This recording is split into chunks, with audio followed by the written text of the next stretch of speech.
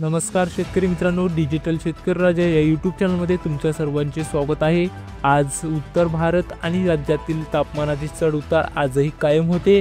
राज्यातील तापमानात घट झाल्याने गारठा वाढतोय असं असलं तरी थंडी सरासरीपेक्षा आजही कमी होती। राज्यातील किमान तापमानात घट होण्याची शक्यता जास्तीची होती। पोषक स्थिती असल्याने थंडी देखील वाढली असा अंदाज हवामान विभागाने दिला आहे।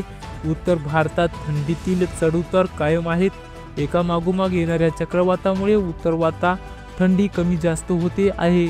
आज पंजाबमधील अमृतपूर येथे देशाच्या सपाट विभागावरील निश्चित 6.1 अंश सेल्सिअस तापमानाची नोंद झाली होती। राजस्थान आणि परिसरावर चक्राकार वाऱ्याची स्थिती कायम आहे। वायव्य भारत 145 नॉर्थ वेगाने पश्चिमेकडील जोरदार वाऱ्याचे प्रवाह कायम आहेत। उत्तर भारतातील राज्यामध्ये थंडीची चढउतार कायम राहील असा अंदाज हवामान विभागाने दिला आहे। राज्यातील अनेक भागात थंडीमुळे काहीशी वाढ झाली आहे। सकाळी हवेतील गारवा वाढलेला दिसतोय, मात्र दुपारी उन्हाचा चटकाही जाणवत आहे। आज राज्यातील अनेक भागात किमान तापमानात काहीशी वाढ झाली होती। आज निफाड येथील संशोधन केंद्रात 15 अंश सेल्सिअसची नोंद झाली होती।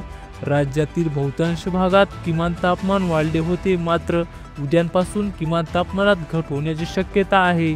त्यामुळे थंडी आणखीन वाढू शकते असा अंदाज हवामान विभागाने दिला आहे।